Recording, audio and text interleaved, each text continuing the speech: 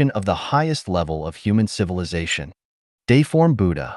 May 2, 2023. Edited by Peter.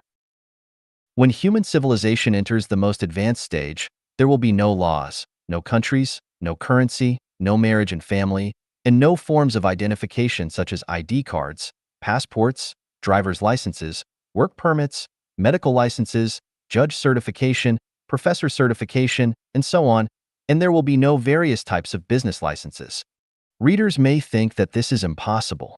Without laws, without countries, without any identification, the whole human society will become chaotic. For example, if there are no driver's licenses, people who don't understand traffic rules will also drive on the road and will inevitably cause traffic accidents. I want to say that we cannot imagine the form and operating mode of the highest level of human civilization society with the current consciousness and living environment of people, but we can imagine that when everyone is selfless and exudes the nature of truth, goodness, beauty, love, sincerity, and trust from within, all the disputes in the world will be melted away. The unskilled driver will not drive on the road because he loves others more than he loves himself. Perhaps some readers may think that people cannot completely achieve unselfishness and selflessness, but in fact, when the traditional production and life mode of society will be replaced by the second home mode, people will find that the more unselfish and selfless they are, the more they will enjoy the joy and beauty of life and life to the greatest extent. We have proven this through 14 years of this production and life mode in practice. Without countries, laws, and marriage and family, will everything become chaotic? No. When we emulate the 1,000-year world mode, we will find that the higher the degree of freedom, the more civilized people will become. The more restrictions and constraints, the more people's selfishness, greed, and opportunism will be stimulated. Moreover, when tens of millions of second homes are born on the earth, people will choose to enter these homes to live in, and all the homes will operate according to universal values and the way of nature. All people on earth will become members of this big family of homes, and no matter what they do, whether it is power generation, farming, clothing production, education of children, shepherding on the grassland, or technological innovation in the laboratory, people from all walks of life will become members of the Earth family. Without currency and private property, everyone will freely use their intelligence and talents, and all the issues of food, clothing, housing, transportation, aging, and death will be resolved by this big family. No one would want to keep currency or have private property. Each second home has 30 to 300 members, and each member rotates to work and live in another home for 3 years. When people around the world start to flow freely, there will be no more national, party, religious, or cultural barriers, and any turmoil and war will no longer occur. Hunger will also disappear, and the probability of theft, robbery, corruption, fraud, and deception will become negligible. I am very sure that everyone must have 100,000 questions in their hearts about this, but I can tell you that I have thought of all the problems you are worried about, and I know the solutions. I can also tell you accurately that no one's thinking in the world today is deeper than mine, and no one's solution to solving problems is superior to mine. Even if the Eastern saint that everyone is looking forward to comes, it will not surpass my theory and practice. Humanity has only one bright future ahead, which is to follow what I say, because no matter how intelligent a person may be, they cannot escape the 36-8 diagram arrays. Only by following the path I guide you on can we have the most wonderful future. 人类最高级文明内涵 The connotation of the highest level of human civilization. Dayform Buddha. May 2, 2023. Edited by Peter.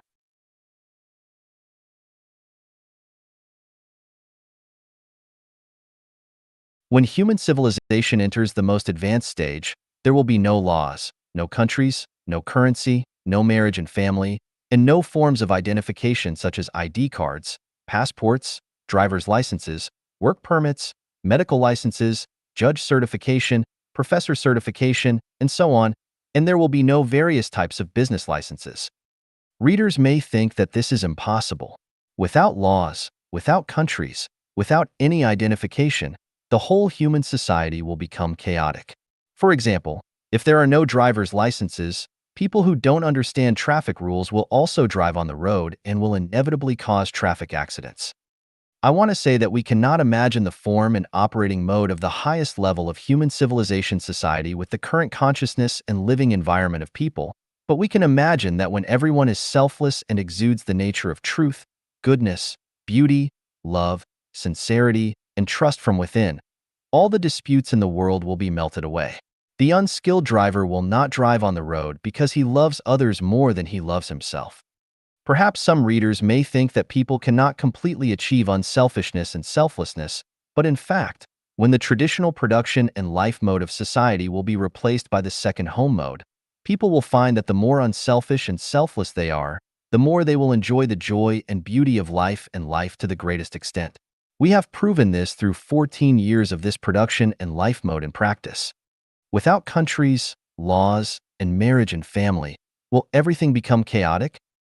No. When we emulate the thousand-year world mode, we will find that the higher the degree of freedom, the more civilized people will become. The more restrictions and constraints, the more people's selfishness, greed, and opportunism will be stimulated. Moreover, when tens of millions of second homes are born on the earth, people will choose to enter these homes to live in, and all the homes will operate according to universal values and the way of nature. All people on earth will become members of this big family of homes, and no matter what they do, whether it is power generation, farming, clothing production, education of children, shepherding on the grassland, or technological innovation in the laboratory, people from all walks of life will become members of the Earth family. Without currency and private property, everyone will freely use their intelligence and talents, and all the issues of food, clothing, housing, transportation, aging, and death will be resolved by this big family. No one would want to keep currency or have private property. Each second home has 30 to 300 members, and each member rotates to work and live in another home for 3 years. When people around the world start to flow freely, there will be no more national, party, religious, or cultural barriers, and any turmoil and war will no longer occur.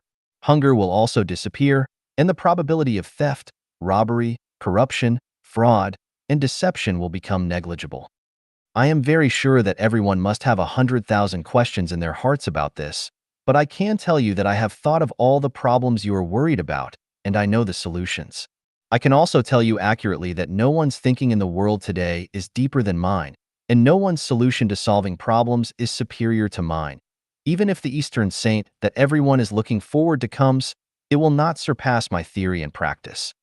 Humanity has only one bright future ahead, which is to follow what I say, because no matter how intelligent a person may be, they cannot escape the 36-8 diagram arrays. Only by following the path I guide you on can we have the most wonderful future. 美元比特币 FB 谁更强大更有未来 USD, Bitcoin, or F-Coin? Which is more powerful and has a better future? Xiefeng. March 30th, 2023. USD refers to the currency used in various countries around the world, such as the euro, British pound, Japanese yen, Chinese yuan, and so on. Bitcoin refers to all encrypted virtual currencies, such as Ethereum, Polkadot, Ripple, Litecoin, and so on. F-coins refer to a currency that cannot circulate in the market but can guarantee a person's survival needs, which is a currency that exists between reality and virtuality. Currencies used by various countries, such as USD, depend on credit. Once that credit weakens or collapses, such currencies will become worthless in an instant. For example, in 1993, 150,000 Zimbabwean dollars could buy a villa in the capital city of Harare, but by 2009, 150,000 Zimbabwean dollars could only buy a roll of toilet paper. Encrypted virtual currencies, such as Bitcoin, depend on people's recognition. If people no longer recognize it, it is like a bubble on the water, just like the tulip bubble in 17th century Holland. Once the bubble bursts, it will collapse in an instant, causing millions of people to lose everything. When people recognize it, it is more precious than gold. When people don't recognize it, it is worth less than dirt. F-coin is a heavenly currency. It is not printed by a printing press, but created by each person's words and deeds. You are the printing press of F-coin. Once you have it, financial institutions cannot cheat you, and you don't have to worry about its devaluation. Thieves cannot steal or rob it. Even if it exists in your phone, No trick can take it away, and others cannot use it. Therefore, it cannot be used for loans. Once a person has a certain amount of F coin, they can go to a paradise on earth, the kingdom of the greatest creator, to live. Everything you need in terms of material goods is provided for you there, including food, clothing, housing, transportation, and even the necessities of life which cover birth, aging, illness, and death. Which currency do you think is more powerful and has a better future? USD, Bitcoin, or F coin? Do you want to know how to get F coins? Please refer to acquiring and consumption of F coins. 人生的最高境界， The highest realm of life. Xiefeng, December 18th, 2012. Translation edited by Qin Yu. Last night, the west wind withered the green trees. Alone, I ascended the high tower, gazing at the distant road to the end of the sky. The belt of my robe is gradually getting looser, but I do not regret it. It is for him that I've grown pale. Amidst the crowd, searching for him countless times, suddenly I turned my head, and there he was, at the dimly lit crossroads. These are the three realms of life discussed by the great scholar Wang Guowei in his work, Words in the World. At 30, one stands on their own. At 40, they are no longer perplexed. At 50, they understand their destiny. At 60, their ears are obedient. At 70, they follow their heart's desires without overstepping bounds. These are the life realms according to Confucius, the sage of China. Opening up the south wilderness, tending to the simple and returning to the field. Rising early to cleanse the wilderness, carrying the hoe under the moon, diligently working in the early hours, returning with the plow at sunset. Dogs bark deep in the lanes, roosters crow on top of mulberry trees. Picking chrysanthemums by the eastern fence, leisurely seeing the southern mountains. These are the realms of life according to Tao Yuanming. Heavenly realm, human realm, and earthly realm. The realm of gods with goodness, no desires, wisdom, and no illnesses is the heavenly realm. The realm with the 7 emotions, 6 desires, birth, aging, illness, and death, and the troubles of desires is the human realm. The realm of monsters, demons, ghosts, and goblins is the earthly realm. These are the 3 realms of life in Taoism. The desire realm, the form realm, and the formless realm represent the worlds inhabited by sentient beings with desires, encompassing lust, emotions, physical desires, and food desires, which belong to the desire realm. The world that transcends desire yet retains material existence and is inhabited by sentient beings with pure physical forms belongs to the form realm. The world inhabited by sentient beings devoid of material substance, existing solely with the 4 mental aggregates of sensation, thought, action, and consciousness, is the formless realm. These constitute the 3 realms of life in Buddhism. Falling leaves fill the empty mountains. Where do I find your footprints? Empty mountains, no one around, the water flows, and the flowers bloom. The vast sky endures through the ages, but the wind and moon only last a moment. These are the 3 realms of life in Zen Buddhism. Satisfying physiological needs, security needs, emotional needs, esteem needs, and self-actualization needs. According to American psychologist Abraham Maslow, these are life realms from low to high. Realms indicate the spiritual and mental heights of a person, reflecting the essence, taste, quality, and value of their life. As the life and life guide in Life of Chanyuan, what kind of realm do I aim to help the Chanyuan celestials achieve as the highest in their lives? No debts, owing neither money to anyone nor emotional obligations, going with the flow and living freely. Free from any worries, there are no concerns about sustenance, lodging, travel, or the cycle of birth and death. The mind abides nowhere, holds no attachments, and experiences profound serenity and joy. Without desires or wants, simply flowing with nature, feeling content regardless of location or activity. When the wind rustles through the bamboo leaves no trace.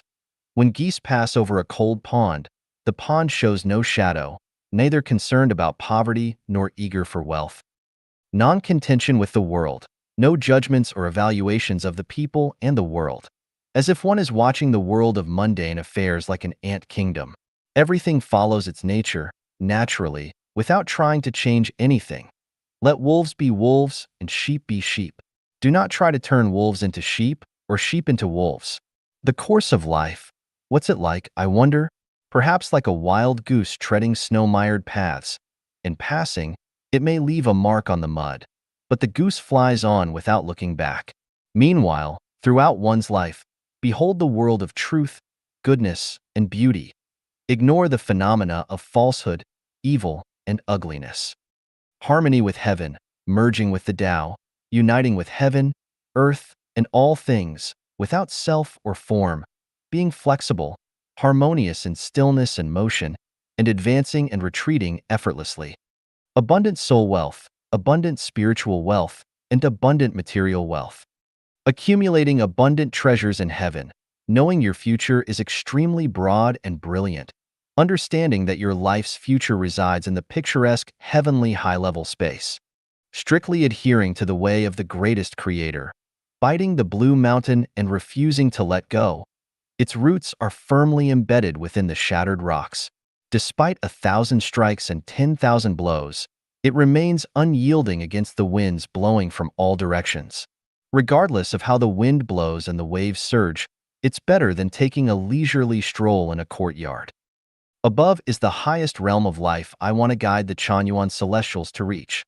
With no debts, no concerns for the future, no desires, non-contention with the world, harmony with heaven, unity with the Tao, 3 types of abundant wealth, treasures in heaven, and strict adherence to the way of the greatest creator.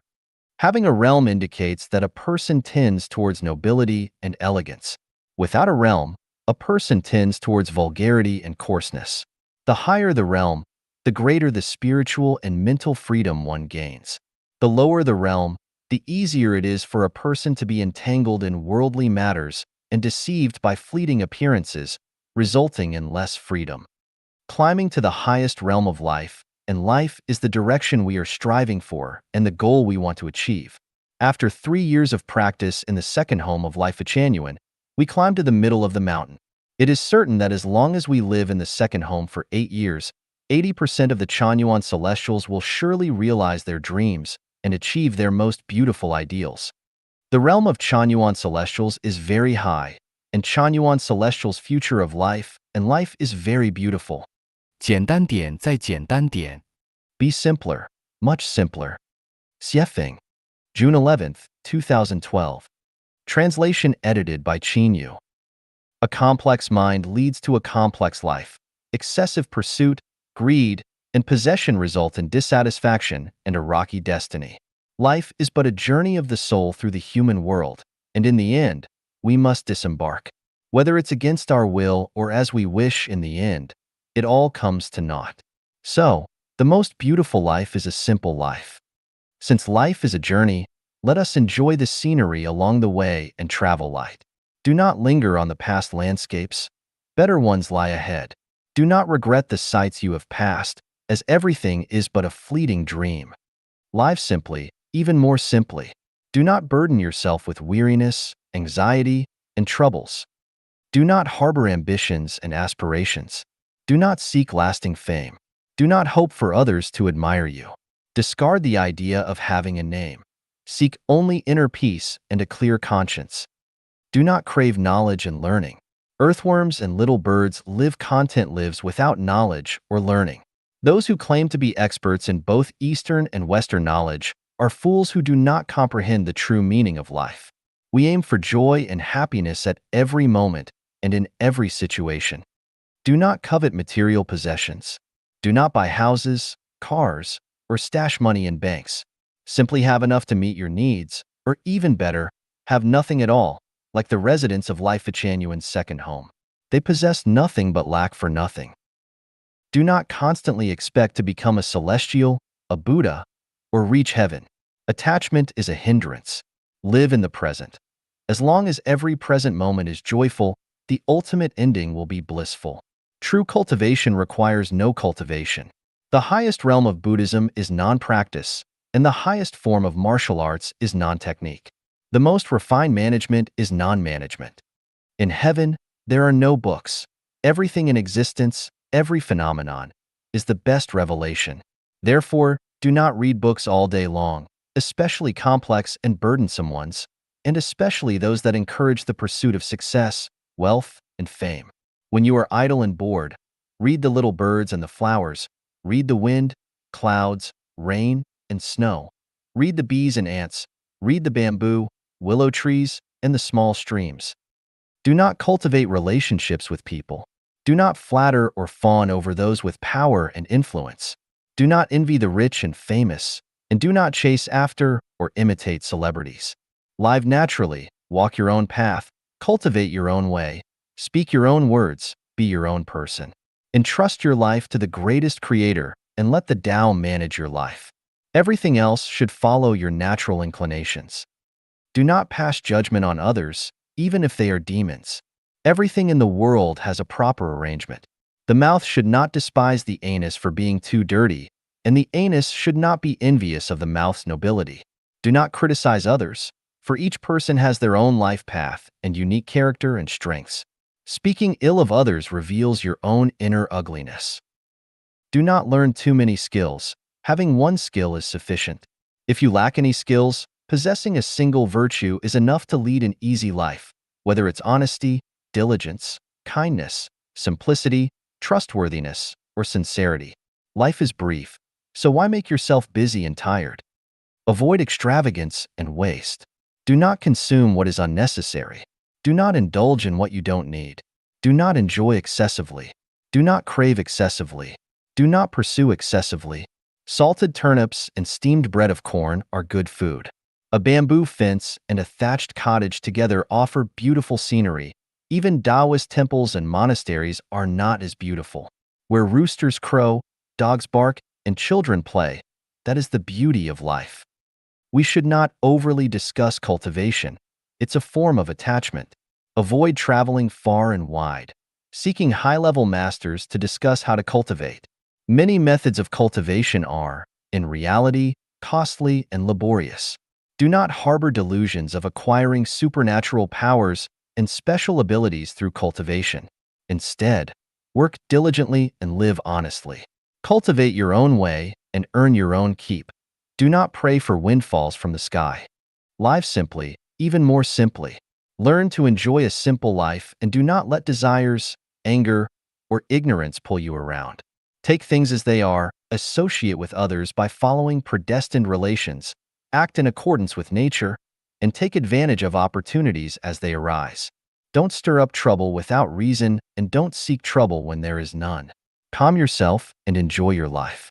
Spend more time with the sunrise, the sunset, and the bright moon. Communicate more with flowers, plants, insects, and birds. Sing, dance, walk, and play to your heart's content. Chanyuan celestials bask in the radiance of the greatest creator. Jesus Christ, Buddha Shakyamuni, Laozi, and sages throughout history accompany us. Your life, including your sustenance, clothing, housing, and every aspect of life, is under the protection of the divine. Do not worry about anything, do not be afraid, do not be anxious, do not prepare for the future. As long as you understand that clear water is more important than strong coffee or other beverages, and as long as you keep the water, everything else will come. Your wishes will eventually be fulfilled, and your ideals will certainly be realized. 共产主义社区第二家园的八大特征。 8 characteristics of the communist community, the second home created by Life Genuine. Xiefeng. February 27, 2013. Translation edited by Qin Yu. The communist community, the second home, created by Life Genuine, has been in existence for nearly 4 years and has now entered a stable and harmonious phase. Although it is not yet perfect, it is approaching the ideal state of life that humanity has dreamt of for thousands of years. This is humanity's blessing and the hope for its development. The establishment of the communist community, the second home, is inspired by the teachings of Jesus Christ, Buddha Sakyamuni, the sage Laozi, Prophet Muhammad, and the wisdom of sages throughout history. It is from the description of ancient Greek philosophers like Plato and the Chinese sage Confucius. It is rooted in the thoughts of the founders and pioneers of communist ideology such as Marx, Engels, Lenin, and Mao Zedong. It is also influenced by the ideals of utopian socialist thinkers and practitioners like Owen, Saint-Simon, and Fourier. Furthermore, it originates from the desires of the hardworking, kind, simple, sincere, and trustworthy masses. It represents the culmination of over 2,000 years of human experiments with utopian communities. Today, all of this is not only put into practice but has also succeeded. The success of the communist community, the second home, is not accidental. It is the crystallization of the thoughts of all human sages, the result of countless Communist Party members dedicating their lives to it. The road to this success is paved with blood, tears, humiliation, and hardship. Today, the hard work of our predecessors has blossomed into beautiful flowers. We should cherish it and protect it with our lives. Summarizing our thoughts and experiences, the current communist community, the second home, possesses the following 8 characteristics. Taking the way of the greatest creator and implementing holographic management. The way of the greatest creator, also known as the way of nature, is our guiding principle. We always follow the principles of nature. It is also the scientific approach to development. Holographic management means no management because the highest form of management is non-management. Everything follows the principles of nature, and our management is entirely human-centered. This is why you won't find any leaders, offices, or managers in our community. Everyone is a manager, and everyone is a master of the community. There are no hierarchies or ranks.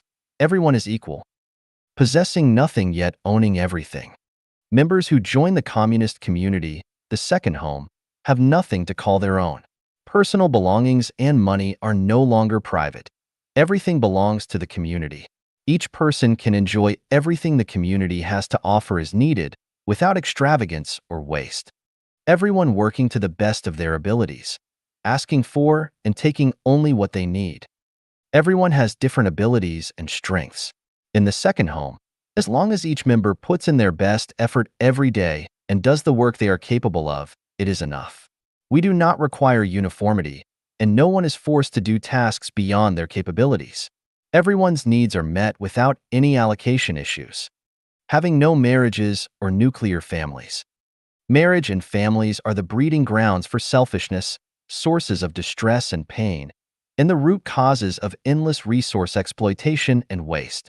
Therefore, there is no marriage or families in the communist community, the second home. The young being well educated and the old being looked after properly. All aspects of a member's life, including food, clothing, shelter, transportation, and healthcare from birth to death, are taken care of by the community. The elderly are looked after by the community, and the children are raised and educated by the community. Parents no longer worry about their children, and children no longer worry about their parents. Politics and religion are not practiced. The communist community, the second home, refrains from engaging in any political activities or participating in any religious rituals. All our activities are guided by the principles of nature. We do not practice idol worship, nor do we celebrate holidays or perform rituals with political or religious connotations. We cherish nature and strive to protect insects, birds, animals, and the environment. All members engaging in physical labor regardless their backgrounds. Once someone enters the communist community, the second home, everyone is equal. There are no hierarchies, and we don't care about a person's background. Whether you are a PhD or illiterate, rich or poor, scholar or shepherd, high-ranking official or commoner, male or female, white or black, everyone becomes a laborer. Regardless of one's background, we only value the present moment. Being flexible, acting tactfully, and bending according to the situation. The community operates on the principle of least resistance, where all affairs should be handled flexibly in accordance with the principle of keep the main but change the others according to the situation. Dharma sets no rules. It is ever-changing. In order to enrich our cultural life, enhance our inner quality, and cultivate a love for life, a love for living, and a love for life, our residence is frequently changing, work shifts as needed, personnel are constantly changing, and recreational and gaming activities are ever-evolving. This keeps our community in a state of constant change, making it impossible for two people to stay together for an extended period. Everyone is always in a novel environment. This approach prevents the maximization of entropy, thus preventing stagnation. It stimulates everyone's interests and thinking abilities. This approach also prevents the formation of cliques and warlordism, ensuring the eventual formation of a harmonious global family. These 8 characteristics are the distinctive markers that set the second home apart from other societal production and living methods. In addition to these, the communist community has many other characteristics. For instance, we do not celebrate birthdays, avoid one-on-one romantic relationships, build the environment into a model of ecological civilization, creating an idyllic living environment, eschew personal worship, speak the truth as it is, have specialized and responsible division of labor in all tasks, allowing people to freely choose work according to their strengths and interests, avoid complaining and sharing grievances, refrain from discussing others' personal matters and privacy, avoid comparisons, maintain transparency in all matters, abstain from mystical or secretive practices, and more. We have paved a sunny path for humanity in the communist community, the second home. We have essentially achieved a state where everyone is happy, joyful, free, and blessed. The secret to elevating life to the realms of heaven, becoming celestial and Buddha, lies here. 第二家园混沌管理简论 The second home's holographic management briefing. Xiefeng, January 21st, 2013. Translation edited by Qinyu.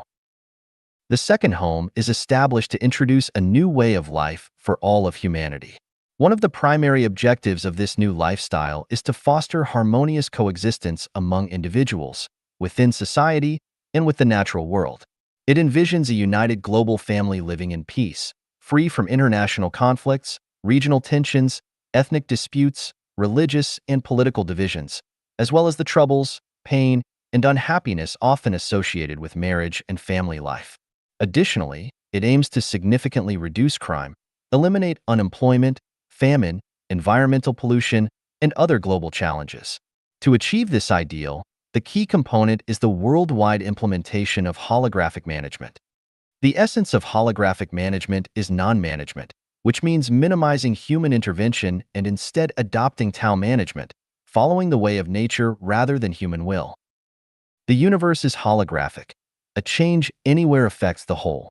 Any changes in the universe impact the Earth, and any changes on Earth affect all of humanity.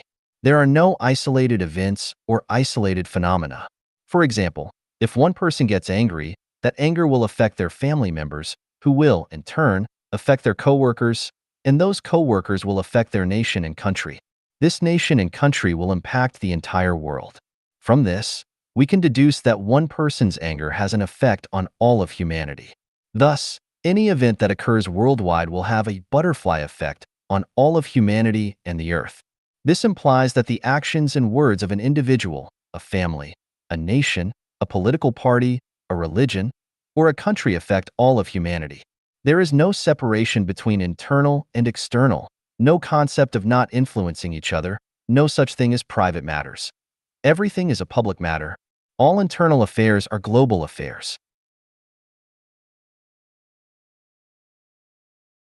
The Earth is a whole, and local events have global implications. Just as an individual is a whole, and even if a splinter pierces their toe, it will have consequences throughout their body.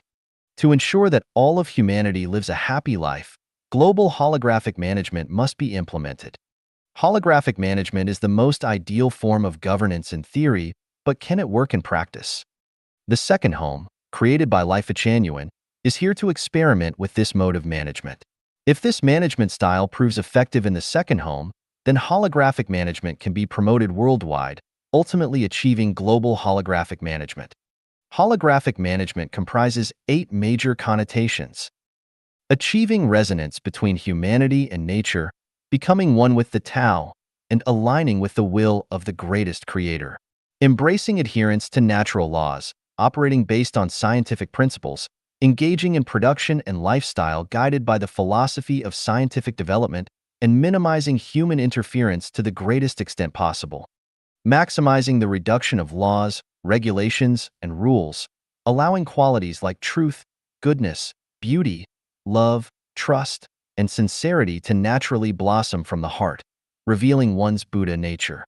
Eliminating the soil that gives rise to private ownership, the family, and marriage. Promoting the concept of a global family, where all of humanity lives a life like that of the second home, sharing resources and dissolving political parties, religions, and countries to promote ethnic integration. Ensuring that every member of society becomes a creator of soul, spiritual, or material wealth. Minimizing the number of intermediaries, especially reducing administrative personnel.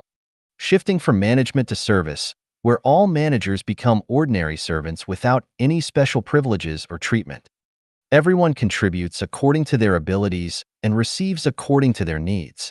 Avoid extravagance and waste, relying on self-awareness and voluntary participation without administrative orders. No one can impose their will on others for any reason or excuse. Individuality and commonality harmoniously unite, aiming to allow individuality to fully blossom while maintaining perfect alignment between individuality and commonality. At the macro level, it forms a cohesive whole, while at the micro level, it consists of independent individuals.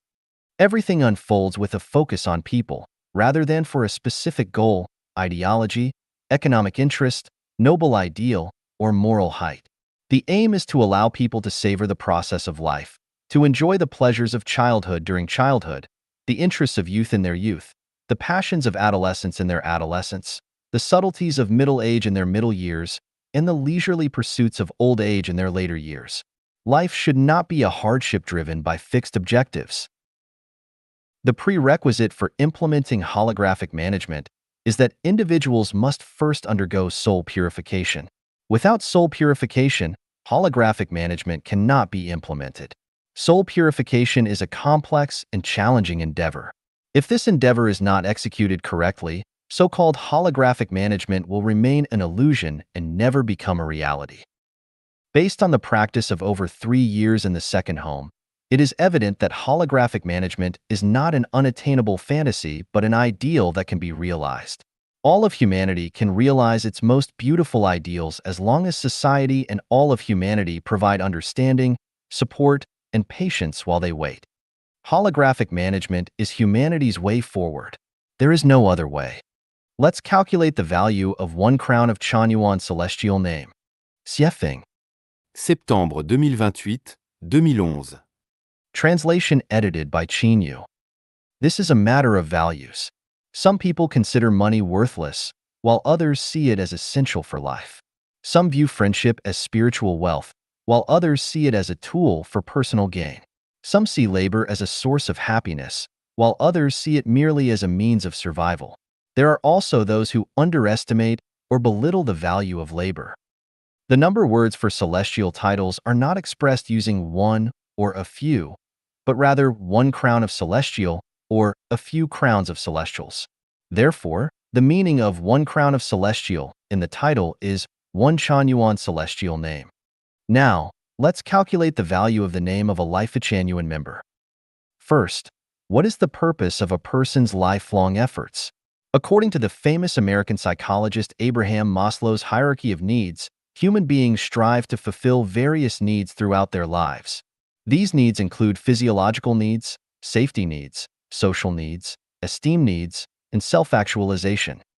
Physiological needs are the most basic human needs, such as food, clothing, shelter, transportation, and sexual life. Safety needs include job and personal safety, life stability, protection from diseases and disasters, and having a secure future. Social needs mainly refer to the desire for care and support from family, groups, friends, and colleagues.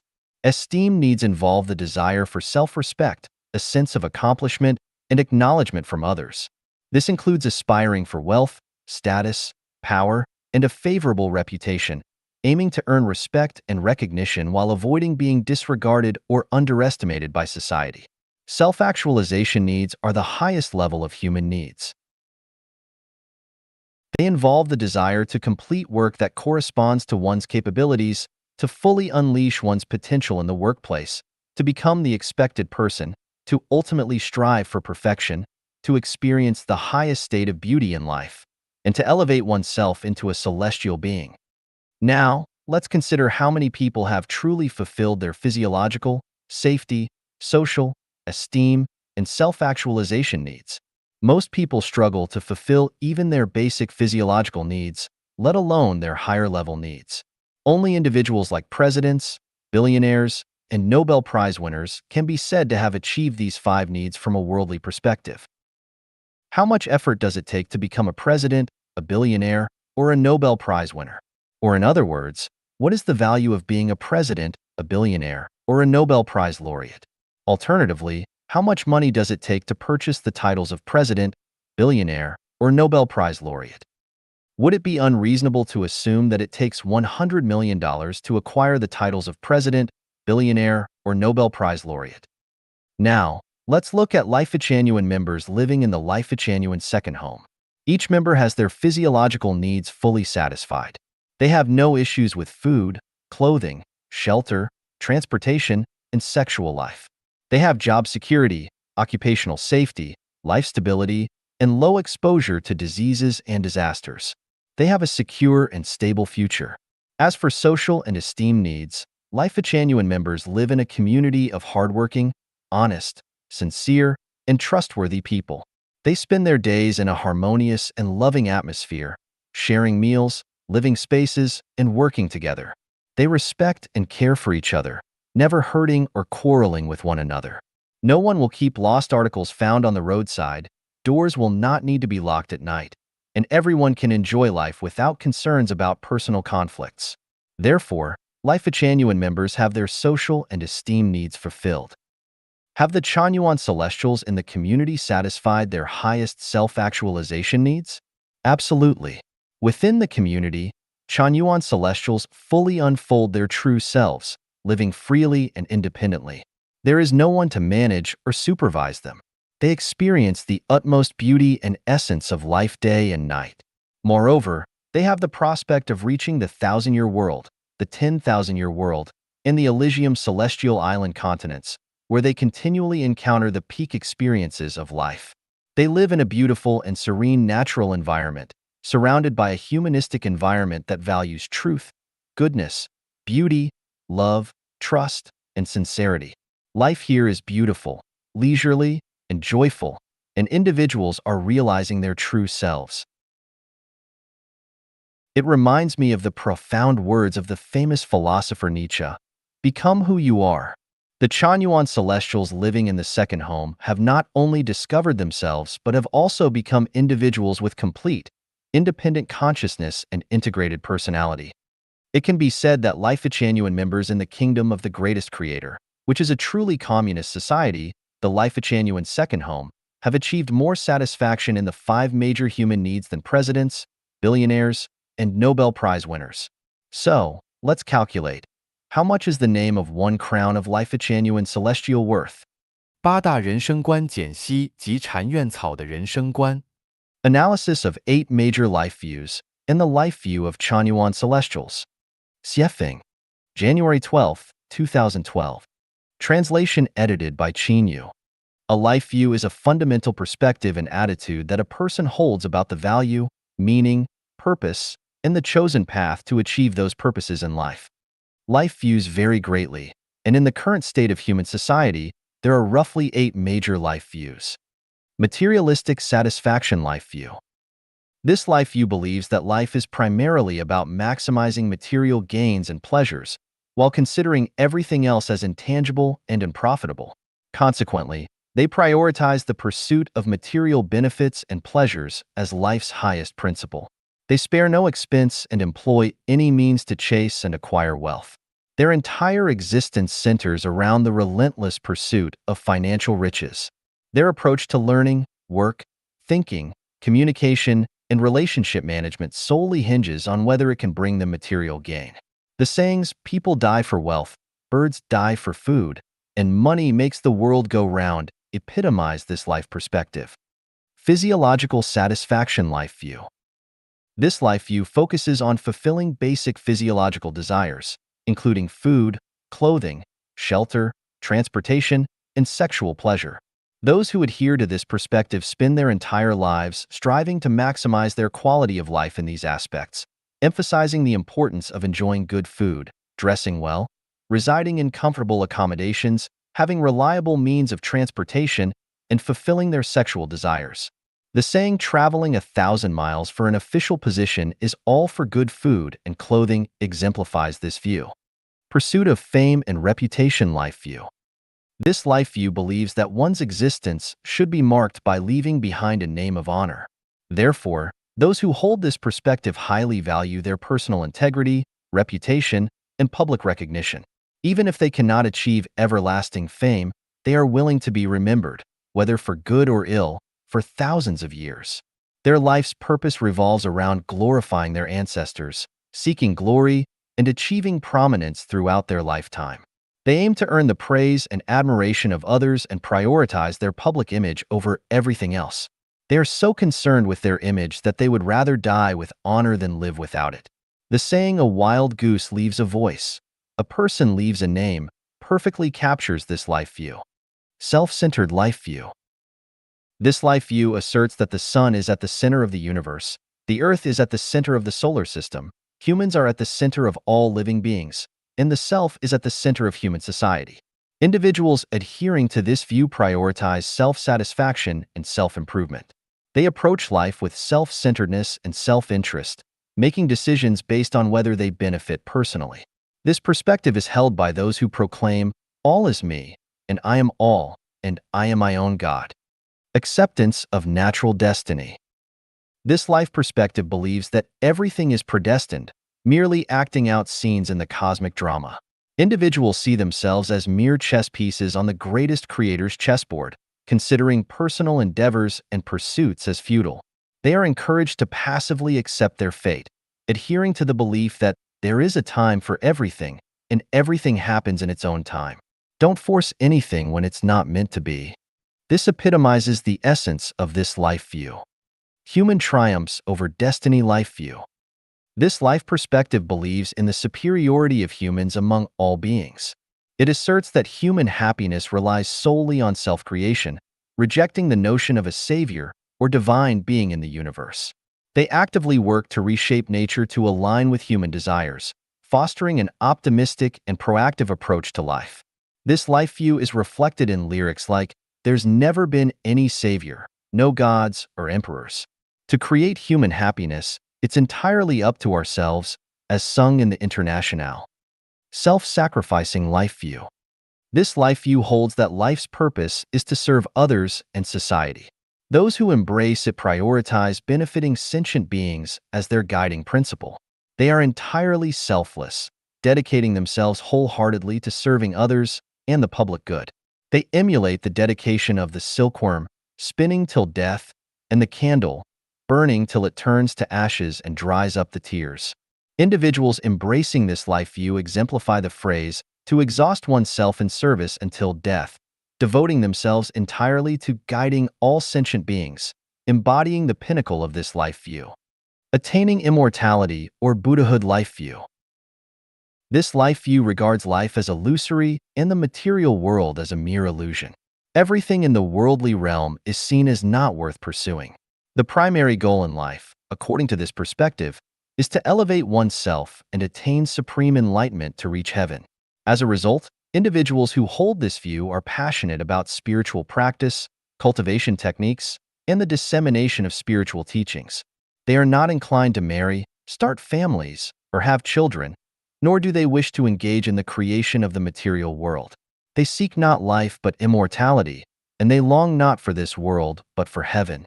They do not have a concept of the greatest creator. Those who say, "Life is like a dream, and the four great elements are all empty," exemplify this life view. Life view of Chanyuan Celestials and Life Chanyuan. The life view of Chanyuan Celestial is a holographic life view, which encompasses 8 fundamental principles, placing the greatest creator at the center and following the way of Tao. Reverence for the greatest creator, life, and nature, walking the way of the greatest creator. The purpose of life is to attain joy, happiness, freedom, and bliss, maintaining an active, positive, and optimistic attitude and emotions. The value and significance of life lies in seeking to become an immortal. Life is considered meaningless if it doesn't lead to the ultimate destination of heaven. Thus, everything is perceived as a game, and only life is real. Taking things as they are, associate with others by following naturally come-and-go relations, act in accordance with our natures, and take advantage of opportunities as they arise. Preferring non-ownership, enjoying collective life, considering diligent work as life's top priority, while deeply abhorring laziness, selfishness, greed, possession, jealousy, and mutual comparisons. Regarding marriage and family life as a sea of suffering, Chanyuan celestials choose not to marry or have families.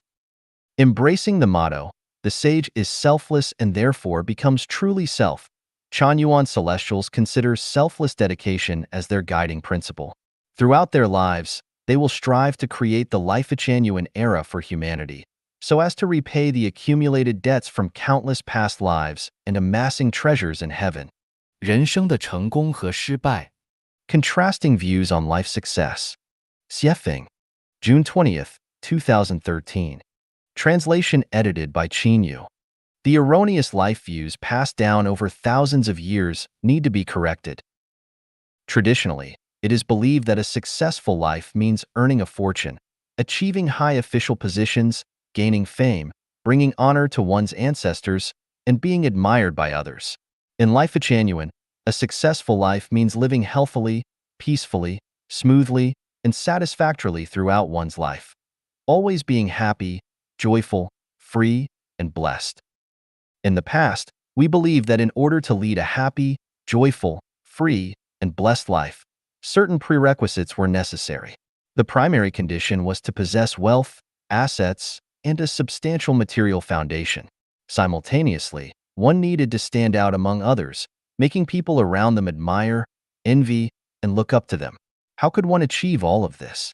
Confucianism taught that in books, one can find houses of gold, and in books, one can find faces as fair as jade. To become an extraordinary individual, one had to study diligently and exhaustively. Only through excellence in education can one gain recognition and official positions. Only with fame and authority can one amass wealth, allowing them to accumulate great fortunes. In the Qing dynasty, a virtuous magistrate for 3 years, amassing 100,000 silver taels. Even if one chose the path of an honest official, they could still acquire a substantial sum. However, if someone was even slightly greedy, their earnings over 3 years would surpass 100,000 silvers. At that point, they could have whatever they desired, whether they craved respect, beauty, or even supernatural favors. Nevertheless, does this represent a successful life? Even if it did, how many people could truly enjoy such a life of luxury? Thousands of troops and horses pass a single log bridge, but how many can make it across? Some fall off, get injured, or even drown in the river. Even if they all have managed to cross, they have grown old, their legs weaken, and by the time they reach middle or old age, their happy childhood has been drowned out by books, their beautiful youth gnawed away by books, and their blissful youthful years spent competing in the world of books.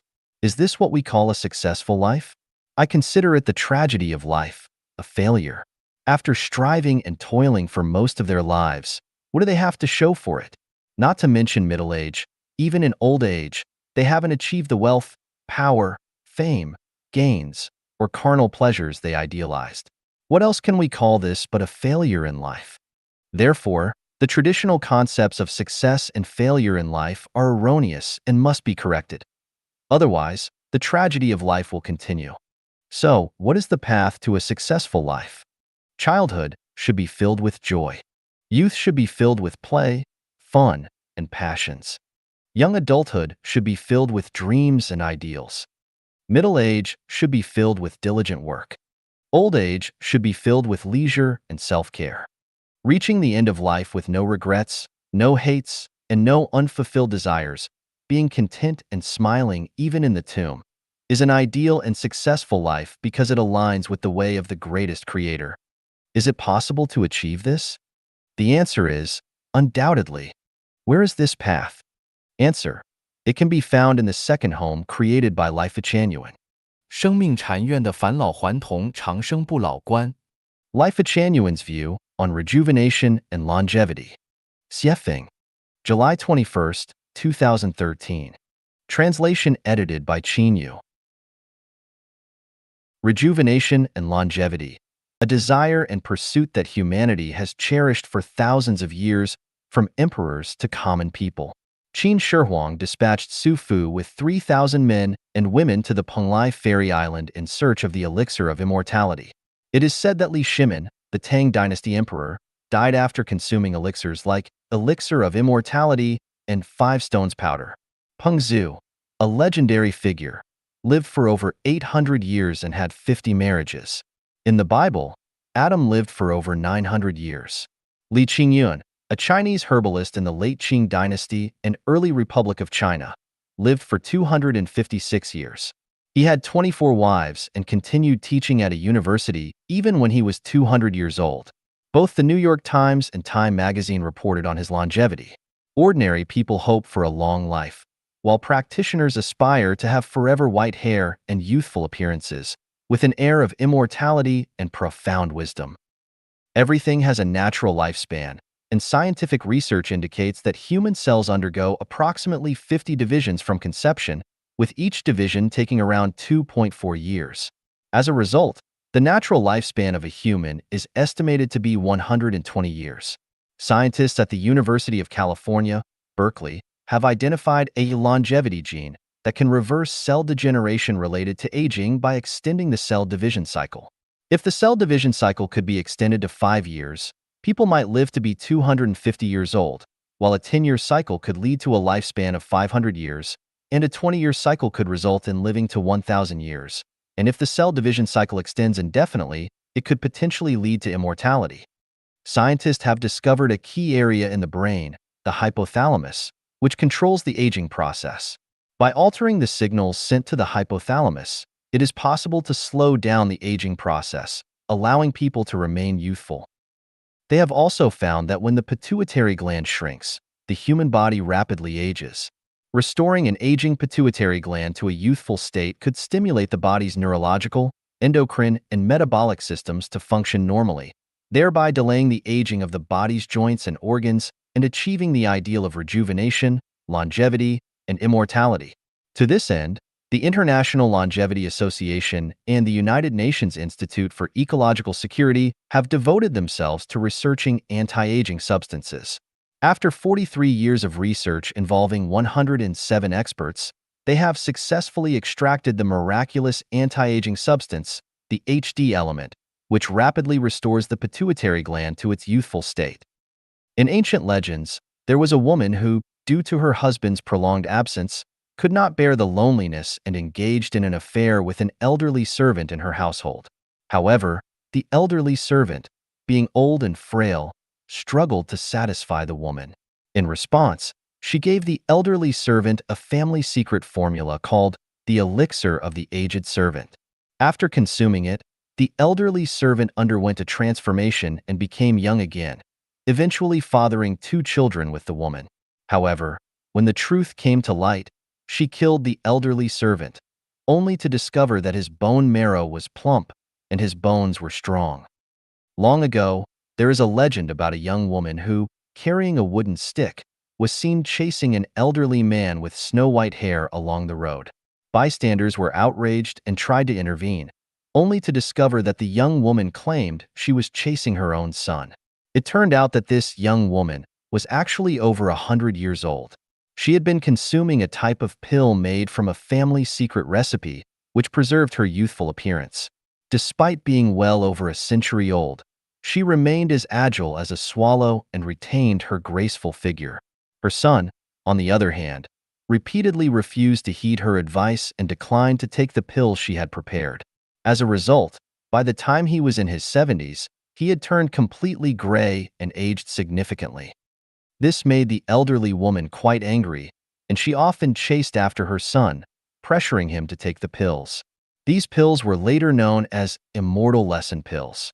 They were later renamed the Immortal Mother's Aging Discipline Pills, and, after being further refined by the renowned physician Hua Tuo, they were given the names Longevity and Vigor Pills and Longevity and Vigor Kidney Nourishing Pills when they were adopted by the Imperial Court's medical establishment. British and Russian scientists believe that Aging is a disease, and, like myocardial infarction and cancer, it is curable. They suggest that humans could live up to 1,000 years. Research has shown that telomeres, which control the number of times cells divide, are a key factor. Telomeres are repeated DNA sequences at the ends of chromosomes. With each cell division, telomeres lose approximately 30 to 200 base pairs. Typically, a human's telomeres have around 10,000 base pairs.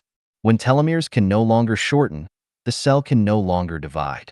If telomeres could be prevented from shrinking, cells would continue to divide and replicate, just like cancer cells, and people could potentially live indefinitely.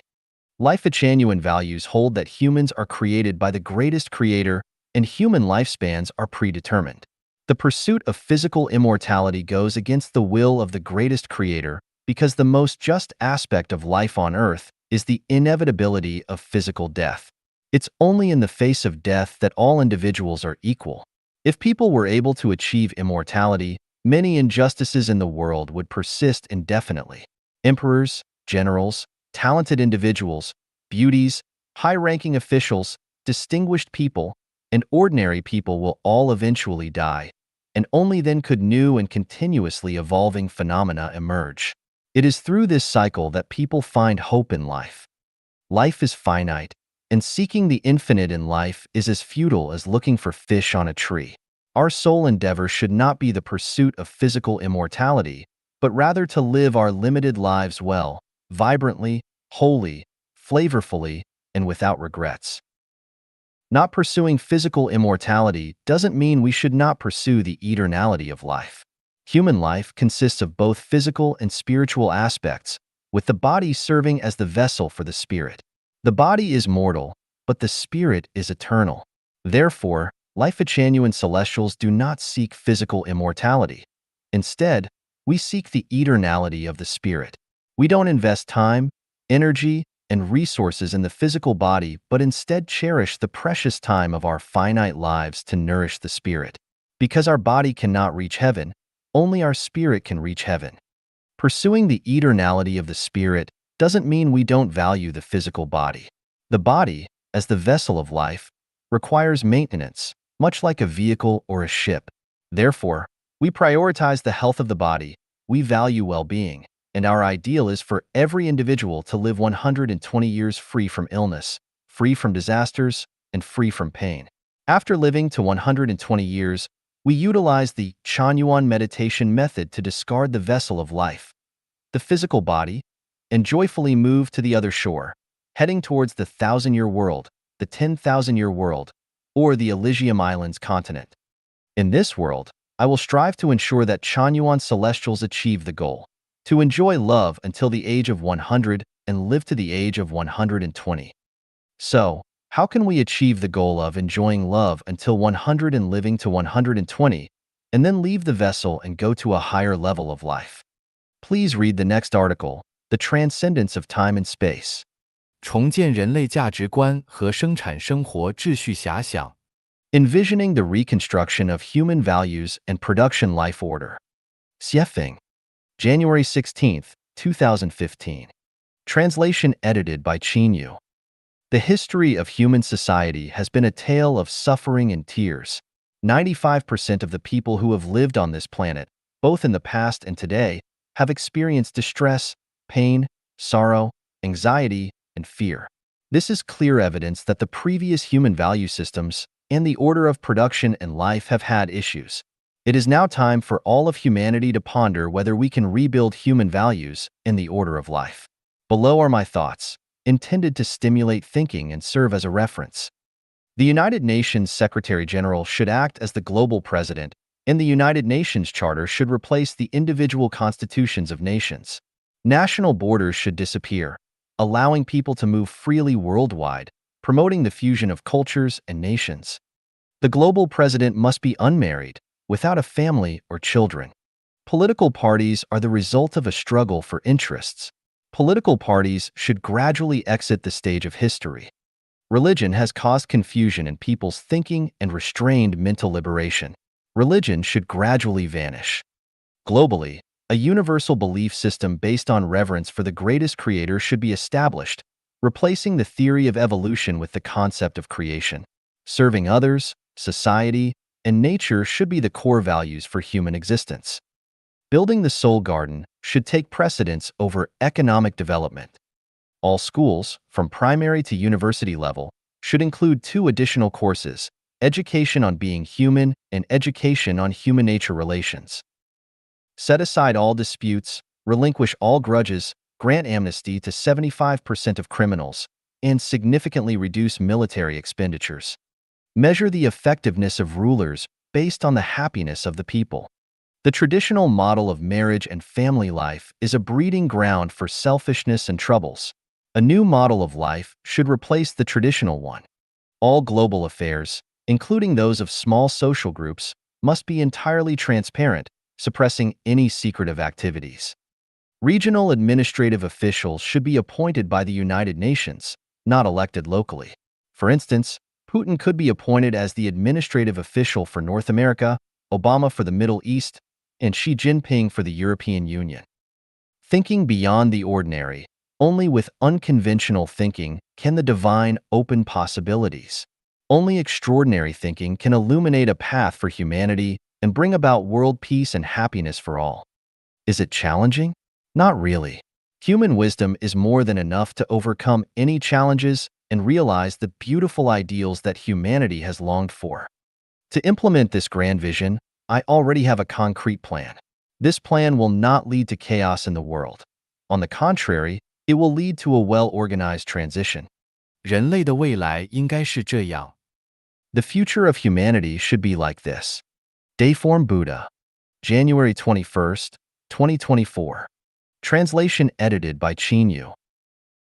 Archaeologists, through scientific exploration and research, believe that humanity has faced extinction 4 times. The primary reasons for extinction were the overall spiritual degradation and dimming of human heart. The core factors of spiritual degradation were the pursuit of sensory pleasures, the relentless quest for power, and the competition for survival resources. The main signs of dimming heart were the disregard for the Creator, the lack of appreciation for natural resources and life. The current human society teeters on the cliff of spiritual degradation and dimming hearts again. Its main characteristics include an obsessive pursuit of wealth, boundless greed, extravagant squandering, insatiable desires, and a frenzy for competing for survival resources, comparable to the levels preceding the 4 previous human extinctions. Humanity faces an imminent crisis. I am pointing out the path for humanity to ponder its future. Choosing the path of socialist collectivization means that the toiling masses can only live in poverty, but the overall human lifespan will extend. Opting for the capitalist path of market-oriented capitalism means that the toiling masses can lead affluent lives, but the overall human lifespan will shorten. Neither socialism nor capitalism is an ideal path. The socialist collectivization path inevitably leads to poverty, while the capitalist market-oriented path, although bringing affluence and maximal development of productivity, will deplete natural resources, leading to a backlash from nature. Other paths, such as military control, are purely barbaric and will result in poverty and societal chaos. The most ideal path for the future of humanity is Xiefeng-style communism. Please note, it is not the communism advocated and practiced by Marx, Lenin, Mao Zedong, but Xiefeng-style communism.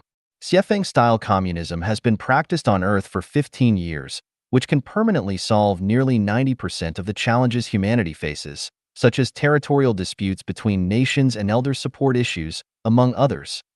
The more extensive and detailed the content and clauses in constitutions, laws, and regulations, the more problems will arise. More management personnel lead to higher societal operational costs. Therefore, all constitutions, laws, and regulations should be abolished and replaced with values for the orderly functioning of society.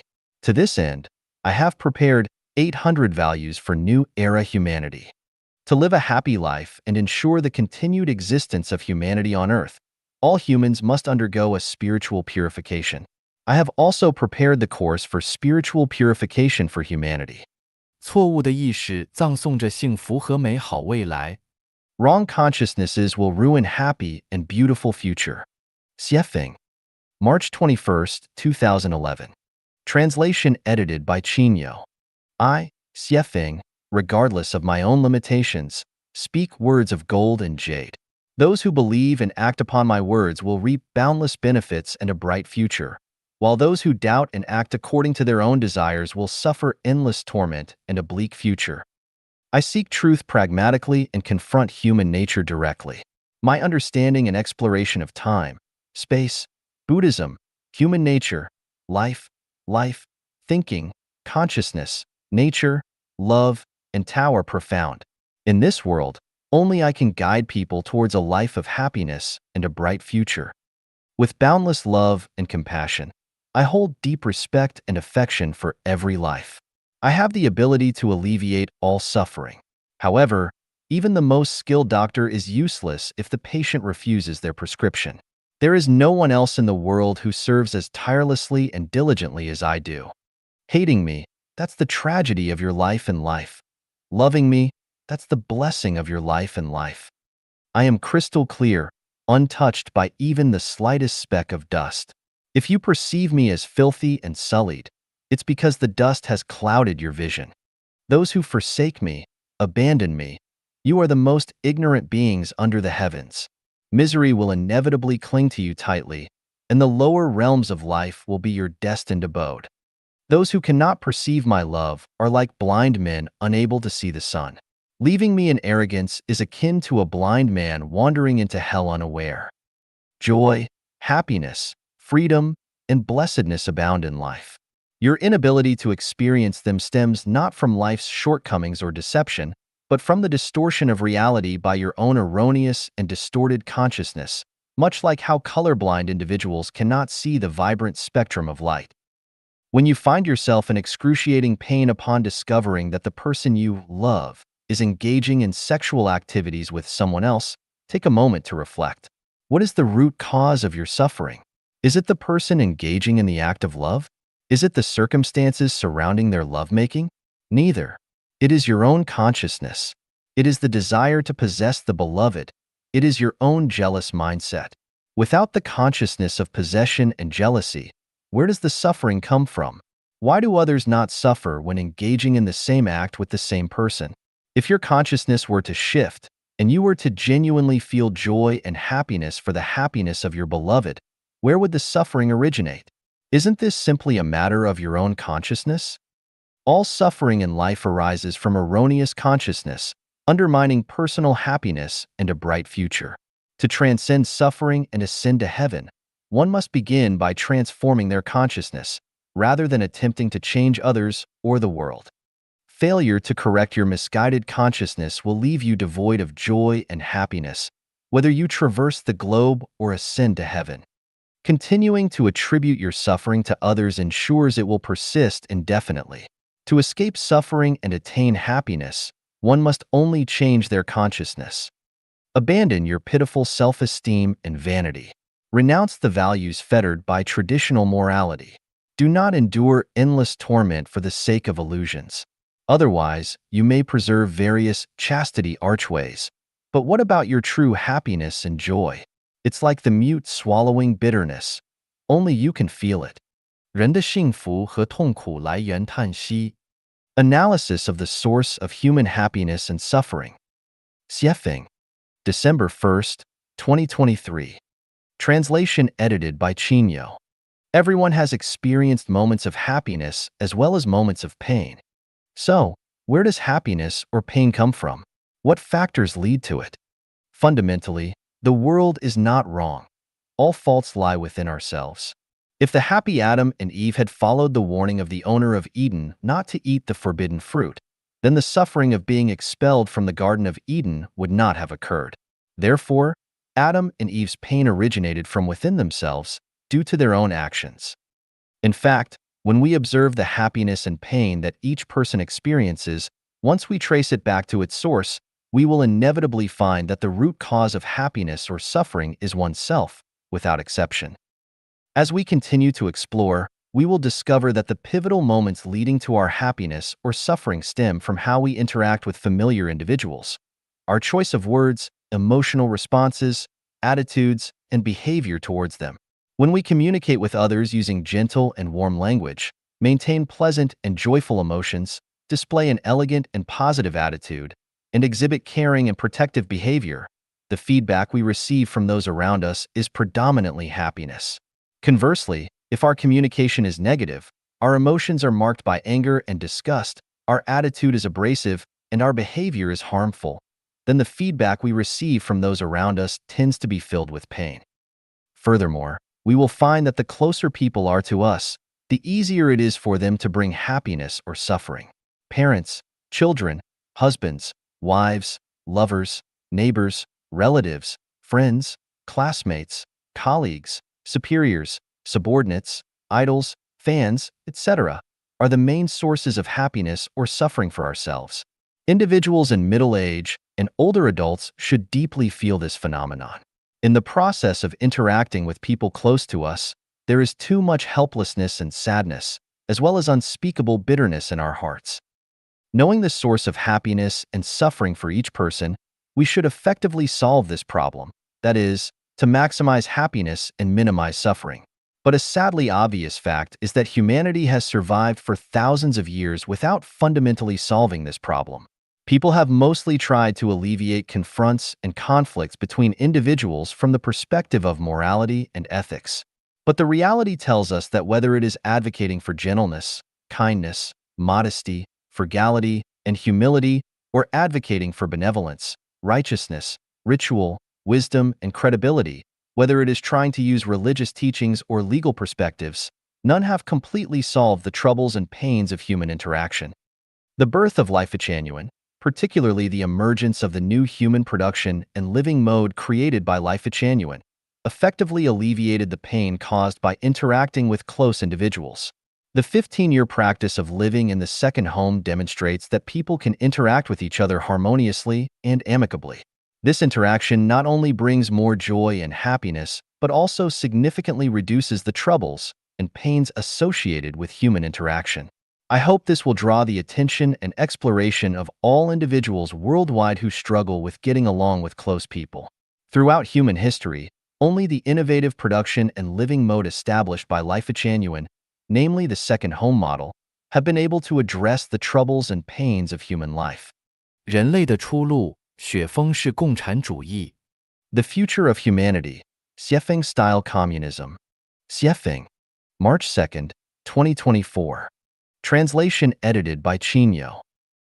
Reviewing history, whether in Europe, Africa, Asia, the Americas, or Oceania, the recurring themes have been war, hunger, disease, turmoil, and various natural disasters.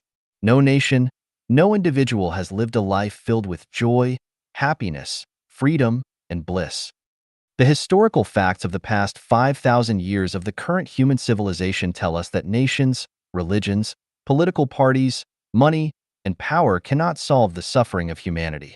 Instead, they not only fail to solve it, but also increase the burden and suffering of humanity. Since nations, religions, political parties, money, and power cannot alleviate human suffering and, in fact, add to it, the logical solution is for nations to disappear, for religions to vanish, for political parties to cease, for money to be eliminated, and for power to be eradicated. Will humanity revert to a primitive era, tribal times, or city-states if nations, religions, political parties, money, and power disappear? The answer is a resounding no. As the overall cognitive level of humanity has risen, technology has advanced, thinking has become more dynamic, knowledge and wisdom have reached unprecedented levels. People no longer wish to regress to the past, just as an increasing number of individuals are reluctant to enter the marital and familial hardships. In the absence of nations, religions, political parties, money, and power, where will humanity go? The answer is, towards the era of life genuine, also known as Siefeng-Style Communism, or the Kingdom of the Greatest Creator. In life genuine era, within the Siefeng-Style Communism program, there will be no nations, religions, political parties, money, power, marriages, or families. In life genuine era, under the program of Siefeng-Style Communism, there will be no constitutions, laws, or regulations. Instead, individuals will adhere to a set of values guiding their conduct. In Siefeng-Style Communism, Resources are shared worldwide. Everyone possesses nothing yet owns everything, and individuals, unselfish and selfless, create the most magnificent symphony of life. Can't imagine it? Impossible? In the universe, there is nothing that is impossible. There are only things that one cannot imagine and thoughts one cannot conceive, but nothing is truly impossible. All material phenomena are the outcomes of consciousness. The essence of the world lies in the formless manifestations.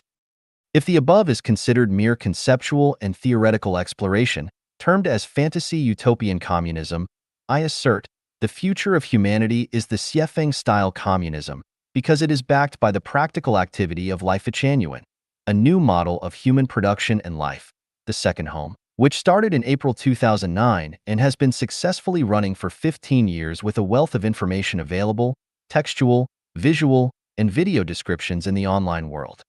To enter the Xiefeng-style communist lifestyle, everything is possible, but the biggest challenge is that all of humanity needs a profound spiritual purification, a monumental and challenging undertaking. The core of spiritual purification lies in the construction of the human soul garden.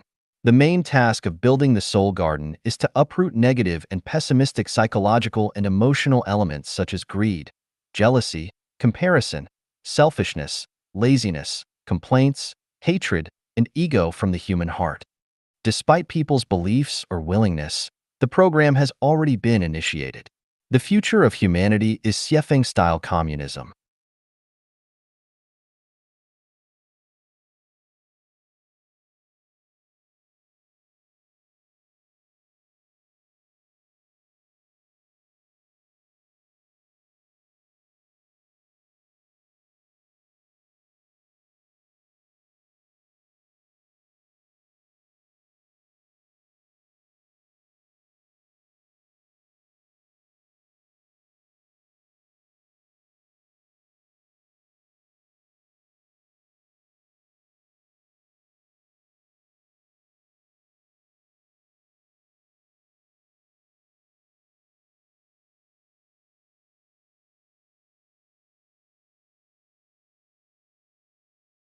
传道篇 Preaching 爱是一种状态。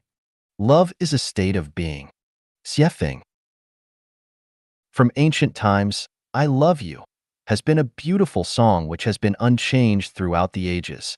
People become fascinated, infatuated, and enjoyed crazy bliss when hearing, I love you. Today, I finally know that I love you is a hallucination, the unpredictable clouds, a colorful bubble, and an anesthetic. Love is a state, like the constantly shining sun, the blooming peony, the roaring river, and the bright stars twinkling in the night sky with all their luster. Love has no specific target, it is wordless, but if there are specific targets, it is not love. The sun shines down constantly on everything, but if there is a target, it is not the sun, but a searchlight, a torch, or a spotlight. Love is like the shining sun and the blooming flowers. It is a state. Neither the sun nor the flowers ever say, I love you. No matter whether anyone is watching and no matter whether the bees and butterflies come to gather nectar, the flowers always bloom on time. Love always brings warmth, auspiciousness, harmony, goodness, happiness, and positive energy, and is infinitely fascinating to all living beings. Love never shows coldness, madness, ugliness, worry, suffering, negative energy, or desperation. Love cannot hurt anyone. If love leads to pain, grief, suffering, hatred, disappointment, or desperation, it cannot be real love. Love can only be felt by love. It cannot be demanded or taken by force, nor by money, status, fame, or beauty. Love is totally free, it is priceless, needs nothing in return, and is unconditional, with neither responsibilities, obligations, nor other requirements. Love treats everyone the same, beggars and billionaires, commoners and royalty. Love has no morals. Love has no system of values. Love lives in truth, kindness, beauty, and right, as well as in falseness, evil, ugliness, and wrong. The differences in the levels of love between different living beings are in the contents of love's energy. The more love a living being has, the higher its level is. The less love it has, the lower its level is. This is the same as the differences of kerosene lamps, electric lamps, and the sun. They are shining different lights. The kerosene lamp can only illuminate one room in a house, and the electric lamp can illuminate a yard, but the sun can illuminate a much larger area. The light of the Buddha can spread everywhere, but the light of human beings can only spread in limited regions. This is the difference between Buddhas and people. So, we understand that those who love everything and live for the benefit of all living beings are Buddhas. Those who only love and think about themselves are devils. Those who love and live for only one person or several people are animals. And those who only love and live for a group of people are human beings. According to this, we know that those who selfishly love themselves are the offsprings of devils. Those who only love one person or thing, such as within monogamous marriage, are the lowest level of animals. Those who love their families are the lowest level of human beings. And those who love their own nations, religions, organizations, and political parties are human beings. But those who live for the benefit of all living beings regardless of their own interests are more than human beings. They are bodhisattvas, angels, and Buddhas. Human beings are not worthy of speaking the word love. Love is the patent of bodhisattvas, angels, and Buddhas. Love is profaned when one person says, "I love you," to another. Love is a non-material existence. Only those who have love for themselves can feel love. You will never feel love if you do not have love within yourself. Only if you have eyes can you see the eyes of other lives. Only if you are not colorblind can you see how colorful the world is. Those people with the greatest love will become super celestial beings. The greatest love is that you, yourself, completely become love. The greatest creator is love. Only by making ourselves become love can we enter the secret garden of the greatest creator, the celestial island continent of the Elysium world. 天堂在哪里？ Where is heaven? Xiefeng. Translated by Treasure and edited by Care. Heaven, or the kingdom of heaven, is the general term for the 1,000-year world, the 10,000-year world, and the Elysium celestial islands continent. Heaven is where those lives' non-material structures are more perfect than human ones. The greatest characteristic of heaven is the amount of freedom of life. Freedom from the issues of food, clothing, shelter, transportation, disease, war, and sudden disaster. The 1,000-year world is a celestial body 960 light years away from the Earth. 10 times the size of the Earth, it is currently inhabited by approximately 200 million people. As the basic lifespans of celestial beings on this planet are about 1,000 Earth years, it is called the 1,000-year world. More details are available in Chapter 14 of The 1,000-Year World, the non-material world. The 10,000-year world is a beautiful celestial body located 3,480 light years from the Earth. It is 16 times bigger than the Earth and is equidistant from 16 suns which surround it. About 100 million celestial beings live there with similar basic characteristics as the land's celestial beings described in Taoism. They enjoy lifespans of about 35,000 Earth years, and it is thusly called the 10,000-year world. More details are available in Chapter 14 of The 10,000-Year World, the non-material world.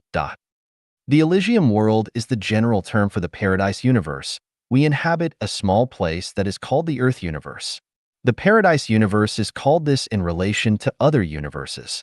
The structure of the Paradise universe is a Taiji ellipsoid which is called a low rotary galaxy. Low rotary galaxies contain 3,000 rotary river galaxies which each contain 3,000 Milky Way-type galaxies, and each Milky Way-type system contains 3,000 solar systems.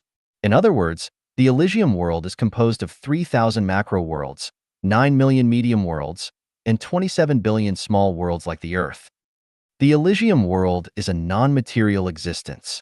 If the world on which we live were the front side of a sheet of paper, then the Elysium world would be the reverse side and we would never have access to it unless we could pass through it and enter the back. The place where humans live is also where the Elysium world exists, for the Earth is within the realm of the Elysium world. The Elysium world has 10 continents: the Lotus continent, the Borneo continent, the Kasayapa continent, the Ingwu continent, the Amida Buddha continent, the Celestial Islands continent, the Three Worlds, the Two-Way continent, the Moon Temple continent, the Gods continent, the Supreme Authentic Wisdom continent. The Celestial Islands continent is one of the continents of the Elysium world. These 10 continents are also called the Pure Land or the Buddha Land. Refer to the Elysium word within the non-material world. The place to which Life Changyuan guides Changyuan celestials toward is the Elysium Celestial Islands continent. It has 80 billion islands. Apart from the 30 billion islands that have been homesteaded by celestial beings, the remaining 50 billion islands are currently uninhabited. The celestial beings in the Elysium Celestial Islands continent are called super celestial beings, or Buddhas and Bodhisattvas. When people are asked where heaven and hell are, many of them answer that heaven and hell are in people's hearts. This is only half true because the idea is that the whole of the universe depends on the mind and all rules depend on cognition. The environment is created and generated by the mind, and everyone's closest friends and dearest relatives are in their minds, are only half true. Heaven and hell would still exist if people did not think about them, just as people's relatives who live far away would not disappear if they did, and they would still exist even if they were not thought about or even forgotten. Absolute idealism can confuse people. Actually, it is easy to go to heaven, but it is extremely difficult to break our obsession. Many secrets seem very mysterious, but once they are pierced, they become clear and simple. 程序在运行。 The program is running. 写法. There is a saying, fishes are in the water, and humans are in the Tao. All things in the universe are running in the Tao. If we have difficulty understanding the elusive Tao, let me make it simple. We can also call it program. So the above saying could be, fishes are in the water and humans are in the program, and all things in the universe are running in the program. What is program? In Chinese, program is cheng shi. Cheng means the rule, law, pattern, and equation. Shi means sequence and order. Program, cheng shi, means the order of formation, development, change, and evolution of a thing according to established rules. The computer we use is the best example of program. We can somehow say that a computer is a program. To use a computer, we need to follow programs. Whoever is good at programming is a computer expert. Hackers are computer experts who can break, interrupt, and change computer programs. Computer programs are designed by human beings, while the program of the universe is designed by the greatest creator. The seasonal order of spring, summer, autumn, and winter in some areas of the earth is a program. The order of seasons is strictly changing according to the program. Spring comes after winter, and winter comes after autumn. They have been in that order for thousands of years. The process of a human body changes in the order of a fetus, baby, toddler, child, teenager, adult, and senior is also an established program. Human beings have to go through this process, which is out of their control.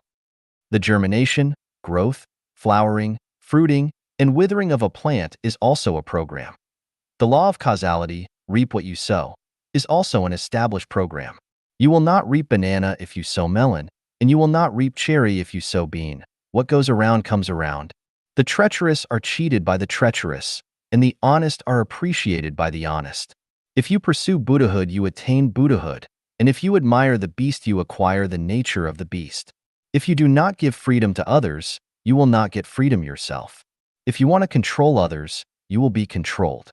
Furtiveness and deceit will make you a ghost and lead you to hell, while integrity and good merits will make you a celestial and lead you to heaven.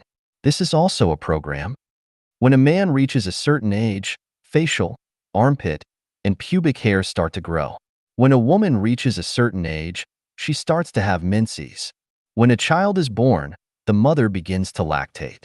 When a woman reaches menopause, she starts to have fewer and fewer menses until they stop. It is a biological program. The traditional family is also a program.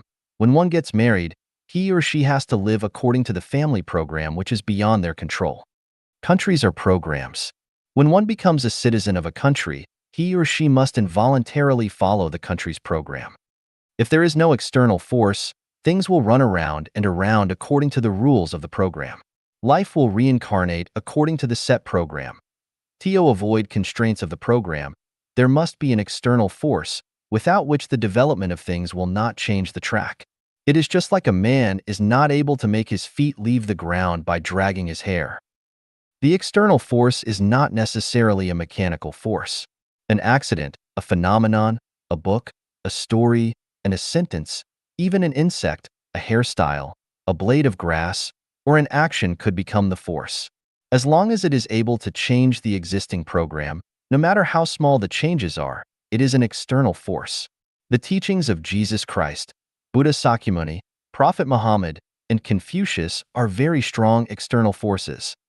How many programs are there in the universe? There are numerous. There is the program governing the movements of planets, the program of society's development, and the program of life changes. Each space has its own program. Each plant and animal has their own growing program. There are master programs and subprograms. There are long-term programs, short-term programs, etc. Programs are very rigorous. While they are also layered and closely related, they are causes and effects, and are flexible to change. The master program is normally unchangeable, while subprograms are changeable. For example, it is difficult to change the master program of birth, growth, aging, and death of a human, while things like short-term depression can be changed by external forces such as inspiring words or actions. The change of the master program of how hair grows is very difficult, but the hairstyle can be changed easily. The master program of the nature of life is almost impossible to change, but the direction of life can be changed. You cannot touch a pitch and not be mucked. Without the external force, the track of life will not change. Life follows its trail. Once there is an external force, the track of life changes. A single conversation across the table with a wise man is worth 10 years of studying books. One takes the way of saints when influenced by a saint, and one takes the way of robbers when influenced by a robber. A butcher becomes a Buddha the moment he drops his cleaver. A thought and an idea can change one's destiny. Whichever direction you choose at an intersection without a sign, the corresponding program starts to work. For example, at the intersection of 4 roads, the first road leads to hell, the second to the human world, the third to the Buddha world, and the fourth to the celestial world. Where there is no road sign, our choice activates the corresponding program and it will lead us to a destination unless we change the route midway. All programs are predefined, but human beings can transfer from one program to another. When a man exits one program, he enters another. It is impossible to enter an area that is not within a program. Human beings can only enter 12 programs, and the best and most free life program is the program of the Elysium world. When one life possesses the consciousness of a human being, he lives in the program of the human world and will therefore be constrained by the limits of the program. Once a life possesses the consciousness of a celestial being, his living program starts to slowly transfer to the program of the Elysium world, which means he has changed his life track. All programs are already designed, and many of them are hidden programs. Once conditions are met, any incident will activate the program. It is just like a landmine. It explodes when you step on it, but as long as it is not touched, it will remain hidden underground. It is also like drinking potassium cyanide. You will immediately feel terrible in your organs, foam at the mouth, and quickly bleed to death. When conditions are not ripe, the program will not activate. When the temperature is not warm enough, mosquitoes and flies will not revive and fly. When yin and yang do not meet each other, lightning and thunder will not fill the sky. Without proper humidity and temperature, seeds will not germinate. Before one has reached a certain stage of self-cultivation, he or she will not transform into a celestial being. One cannot enter into an oasis if he or she has not walked out from a desert. One cannot enter a new program if he or she does not leave the traditional family. One cannot enter heaven if he or she does not walk out of the human world. In short, these are predefined programs. When a program is activated, do not worry, for it will run automatically. It is just as a female egg will grow automatically once it is fertilized. We feed a child every day, so he will grow as well. In spring, if we spread seeds in the land, they will automatically germinate, flower, and fruit. It is the result as well as the power of the program. As long as we plant seeds, there will be fruits. This is how the program works. However, we must wait for the fruit to become ripe. We can get some fruits very quickly, while we need to wait more time to get others. And for some seeds, we need to wait a very long time to get their fruits. Peach fruits in 3 years and apricot in 4 years, while we need to wait 18 years to be able to enjoy the fruit of walnuts. Anxiety does no good. As a man sows, so he shall reap. We do not see the fruit, not because it is barren, but we shall see it when the time is right. By observing the current situation of humans in the society, we can know their past. By observing their current behaviors, we can forecast their future. If we do not see anything happen in 5 years, wait for another 5 years, and if still nothing happens, wait for 100 years. In a word, what goes around comes around. This is because the program is running and is not fortune-telling. We must trust programs and trust that as long as we give, we gain. We need to give first in order to gain. If we give others love, we will gain a beautiful life, future, or something else. If we cheat others or take a bribe of $100,000, we get many temporary benefits, but in the future, we might need to pay the price of a limb, face a calamity, or reincarnate to an animal to pay our debts. Therefore, any behavior that tries to take advantage of others is foolish, cheating and lying is stupid, and being opportunistic is short-sighted. Throw a long line to catch a big fish. Being diligent on self-cultivation, it is possible to achieve the life level of a celestial being. Do not care that you get a return when you are committed to something. Just make your contribution wholeheartedly and ask not for gain. As long as you give, you will gain. This is because the program is running. 穷人进不了天堂。 The poor cannot enter into heaven. Xiefeng. Translated by Treasure and edited by Care. This is a cruel reality because even Jesus Christ said, "It is easier for a camel to pass through the eye of a needle than for a rich man to enter the kingdom of God." We take it for granted that the kingdom of God belongs to the poor. However, after more than 10 years of harvesting the ripe crops, I have found that the poor cannot enter into heaven. The most distinctive feature of the poor is that they take, while that of the rich is that they give. A person who takes constantly is continuously sinning, accumulating debt, and digging deeper into debt. According to the law of the gravitation of life and the rules of the sum of positive and negative energies always equal 0, the poor will have to stay within the 6 great divisions in the wheel of karma without any hope of entering heaven. Heaven belongs to the rich and hell belongs to the poor. This fact sounds so miserable that I feel unkind saying it or even thinking it. It is the same as putting a knife into the hearts of the poor as their blood pours out. However, not telling the truth would mean that I, Xiefeng, am a big liar. And as those who conceal the truth would certainly go straight to hell. So who are the rich and who are the poor?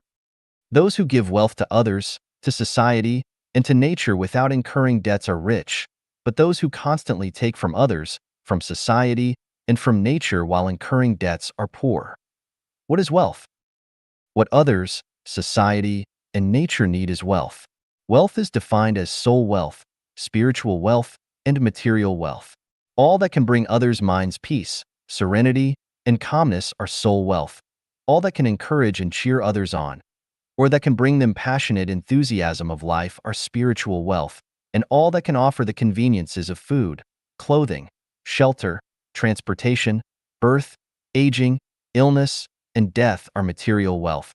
As long as you owe a debt and continue to take, you will be among the poor, but as long as you are not in debt and continue to give, you will be among the rich. Debt contains 3 aspects. Economic debt, to own others' money, including bank loans which have not been returned, to borrow others' things without returning them or to damage them without compensating their owners, to demolish others' houses without compensating their owners, to receive others' services or treats but not return or repay them, and so on are what we call economic debt. Point 2. Emotional debt. Care from grandparents. Love and care received from childhood by our parents, concern and care from siblings, help from friends, relatives, and neighbors, guidance from superiors, and the cooperation of workmates, education and guidance from masters and teachers, care and consideration from lovers and spouses, special filial piety from children, and similar ties are all forms of emotional debt. Point 3. Spiritual debt. The greatest Creator's grace, such as the enjoyment of the sun, the air, and the water, the pleasure to experience the splendid kaleidoscopic world, the spiritual teachings and the guidance of God, Buddha, celestial beings, and many saints and sages are all spiritual debts.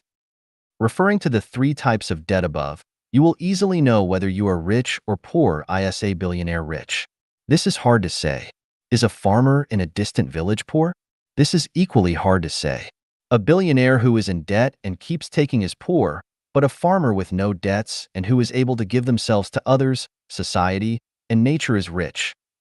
There are many ways to devote oneself to others, society, and nature. Whether it is materialistically, intellectually, or ideologically, or spiritually, as long as they give to others, to society, and to nature, that is devotion and dedication. To give a sweet smile is devotion, as are making others happy and joyous, and bringing people hope and pleasure is devotion to society, and protecting nature from damage is devotion to nature. But the most valuable and significant of all types of giving is what Buddha Sakyamuni called formless almsgiving. In conclusion, those who have given more than they have taken will enter heaven. Those who have taken more than their share of blessings will go to hell. Those who have given equally to what they have taken will continue their reincarnations into the mortal world. Who can give and pay dedications and devotions effectively? Only the rich, so heaven is theirs. The poor have nothing to give or pay back for their poverty, so they cannot go to the heaven, but only fall toward reincarnating into the animal level. All the poor must awake and watch. 内在结构决定一切。 Internal structure is what matters. Xiefeng. The nature and function of things are determined by their internal structures. Sugar is sweet while tea is bitter, and this is decided by their structure, not by people. The price of a 1 carat, 0.2 g, diamond is 14,000 RMB yuan, but the price of an ounce of gold is only about 10,270 RMB yuan. That is to say that 1 carat of gold costs 70 renminbi yuan. The price difference between diamonds and gold is 200:1. The fundamental reason lies in the different internal structures of the two. The value of 1 carat of common stone is too small to measure. The greatest creator, gods and Buddha, angels, bodhisattvas, celestial beings, devils, demons, monsters, mortals, evil spirits, animals, and other life are quite different from one another, and the reason is also because of their different internal structures. Celestials, saints, sages, mortals, laities, laymen, and ignorant people are all humans, but they are unlike each other because each has a different internal structure. It is as with mushrooms that some are nutritious and will feed you, but some others are poisonous and will sicken or kill you. This too is because of their different internal structures. From this we can understand that the role a person plays, the responsibilities that they assume, and the accomplishments that they achieve are completely determined by their internal structure and not by others or by society.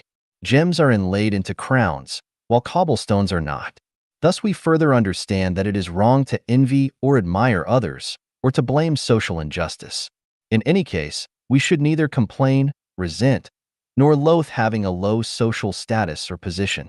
This is called being content in poverty and devoted to spiritual matters. Since we understand that all things are determined by internal structures, we should then make efforts to change and perfect our own internal structures rather than flattering or currying favor with others, using connections for special treatment, envying and admiring others, complaining and resenting others or our society, seeking magic power or skills, seeking shortcuts or begging for mercy and help, blaming or accusing others for our bad luck, being opportunistic, or finding secrets to success. Peaches and plums do not talk, but people come to pick them. The fragrance of flowers attract butterflies. Peonies do not assume their beauty, but people naturally sing songs about them.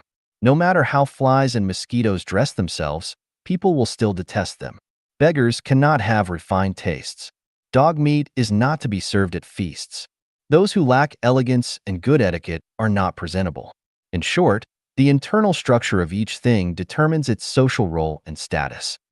At this point, if someone still complains about heaven and earth or blames others or society for their ill treatment or bad luck in life, or finds excuses and reasons to blame others rather than themselves for their failures, then they would have to be either ignorant or just plain stupid.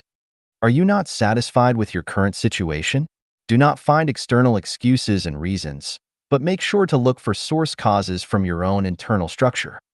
The internal structures of things are determined by their quality. Taking people, for example, good intrinsic qualities are marked with diligence, kindness, purity, honesty, integrity, modesty, and open-mindedness, whereas bad qualities are shown as jealousy, blame, selfishness, greed, laziness, arrogance, dishonesty, and narrow-mindedness. A person who does not have good quality can never be smooth and refined no matter how they struggle, be accomplished in their career, or sail easily through life. They may enjoy good fortune for brief times, but not for very long.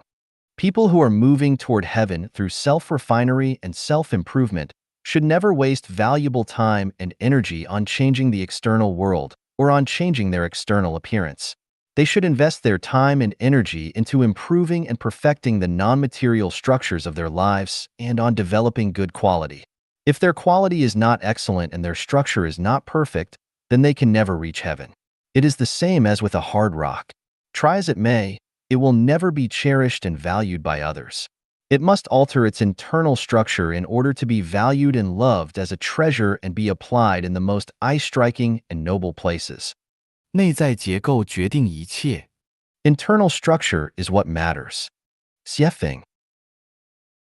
The nature and function of things are determined by their internal structures.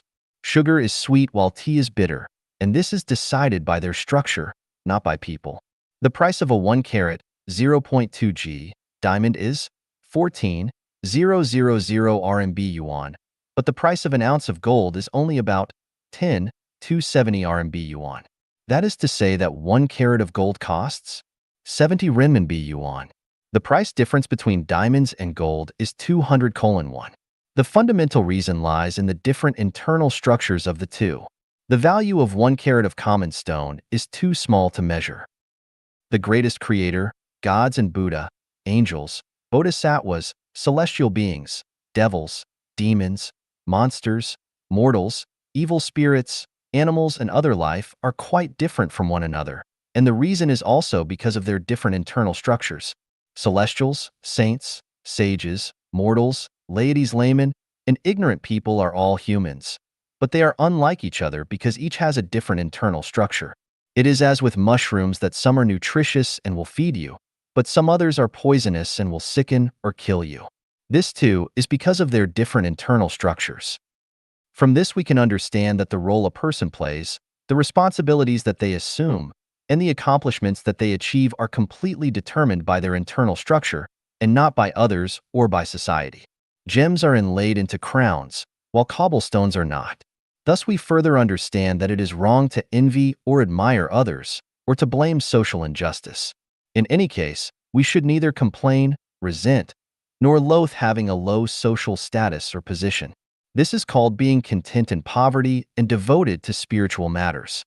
Since we understand that all things are determined by internal structures, we should then make efforts to change and perfect our own internal structures rather than flattering or currying favor with others, using connections for special treatment, envying and admiring others, complaining and resenting others or our society, seeking magic power or skills, seeking shortcuts or begging for mercy and help, blaming or accusing others for our bad luck, being opportunistic, or finding secrets to success.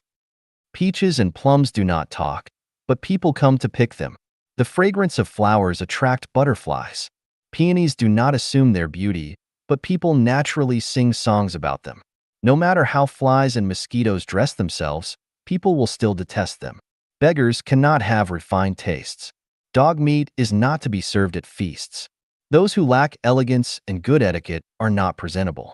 In short, the internal structure of each thing determines its social role and status. At this point, if someone still complains about heaven and earth or blames others or society for their ill treatment or bad luck in life, or finds excuses and reasons to blame others rather than themselves for their failures, then they would have to be either ignorant or just plain stupid.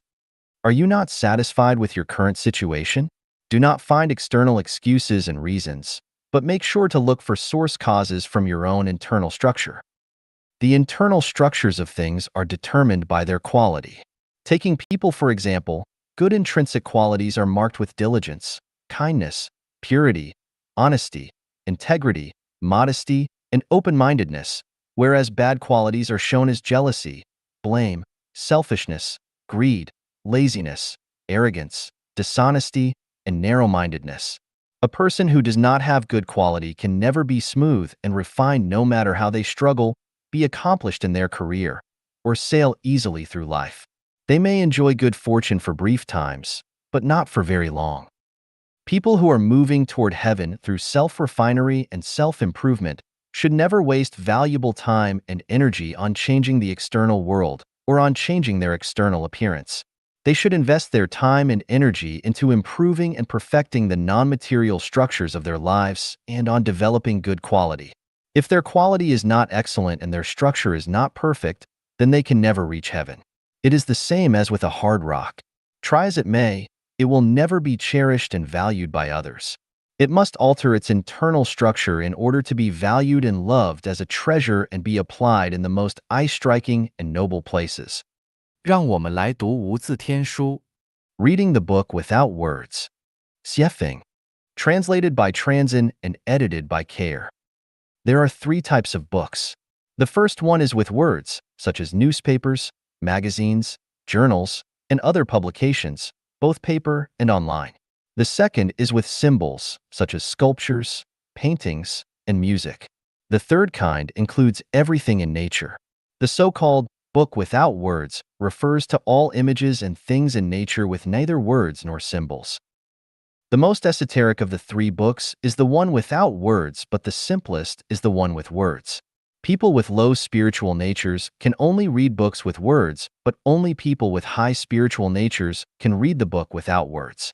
What the gods, Buddha, celestial beings, and saints read is the book without words. The 6th Zen patriarch, Huineng, was illiterate, but became the patriarch because he could read the book without words. Therefore, if a person wants to become a master, a celestial being, or Buddha, they must read the book without words. Reading things, phenomena, and people is reading the book without words. Let us try to read it. A person with body odor or halitosis, bad breath, might not be aware of it. When we eat garlic or green onions, we do not smell them ourselves, but others will smell them and will know it. The natures and attributes of things give off their corresponding smells. Those who have smelled or eaten durian know it by its smell. We can learn this truth from the book without words. The essence is revealed from the phenomenon. For instance, if we want to know a person's nature, we can learn their internal natural structure from what they have said and done before. Many allusions in Chinese history are full of wisdom, such as the relationship between Su Dongpa and Master Foyan. Su Dongpa always wanted to outsmart Master Foyan, but he never succeeded. Once, Master Foyan told Su Dongpa that he looked like a statue of Buddha, but Su Dongpa replied that Master Foyan looked like a heap of cow dung. To this, Master Foyan just smiled and walked away silently. Su Dongpa thought he had taken the upper hand this time, so he joyfully told his smart sister Su Xiaomei about it when he got home. Hearing this, Su Xiaomei said, "You are utterly defeated this time. Because Master Foyan has Buddha in his heart, he sees a statue of him in you. But you have a heap of cow dung in your heart, so you see that in him." Nature reveals what it is. The benevolent see benevolence, and the wise see wisdom. A person who is filled with love can feel nature's love and others' love, but a person with no love in their heart can never feel your love regardless of how much you show it. Those who always compliment others have rich and beautiful spirits and souls, but those who always demean, mock, criticize, insult, and attack others, and who always speak badly about them, both to their faces and behind their backs, most clearly have ugly souls and extremely poor spirits. Speaking well of others shows that one is good, but speaking ill of others shows that one is not. Flowers always emit lovely fragrances wherever they are, but dog droppings always give off undesirable stench in spite of their surroundings. One who accuses others of heresy exposes that they themselves are heretical. As with Su Dongpa, he had cow dung in his heart, so he saw Master Foyan as such. Therefore, people should not care about others' comments and judgments. Flies and mosquitoes will consider you disgusting because they are disgusting, but butterflies will find you beautiful because they are beautiful. An artist painted a picture which he believed to be fairly good, but he wanted to know how people would react to it. So he left his picture in a public place with a brush and some ink next to it and wrote on top of the painting, "Please point out any faulty strokes in this painting." At day's end, he recovered his painting, but the painting was completely different. Each stroke was criticized as being faulty. The painter was so sad and distressed that he barely slept that night. But the next day, he painted the exact same picture as before and took it back to that same public place, except this time he wrote, "Please point out the superb artistry of this painting." At the end of the day, the painting was again completely different, except that now all the comments described its elegance and beauty. He sighed with emotion. The good or bad of the painting was determined by the viewer's state. Beauty is in the eye of the beholder. Quantum mechanics also explains the same principle. The movements of fundamental particles are decided by the consciousness of the persons watching them. The Japanese scientist Masaru Emoto found that the structures of pure ice crystals can be shaped by the mentalities of people observing them. If the observer's heart is full of love, or if the freezing water is exposed to positive emotions, such as love or gratitude, or to music, prayers, or art, the ice crystals become symmetric and perfect.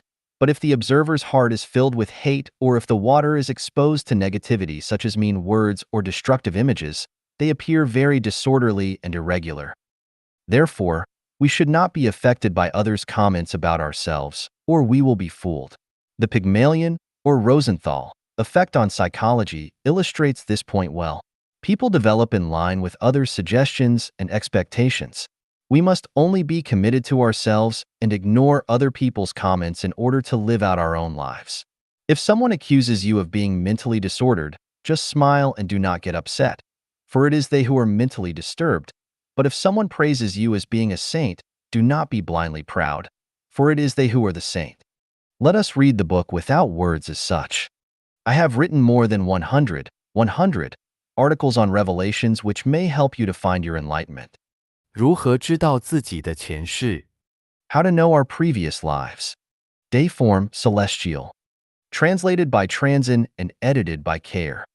The hypnotic induction method is one way, but we can also observe ourselves from the life clues found in our previous lives.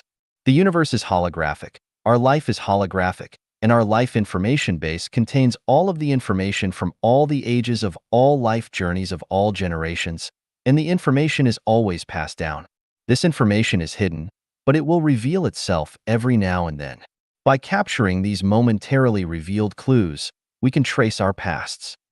Understanding the life characteristics of 36-dimensional space is conducive for us to understand more of our previous lives.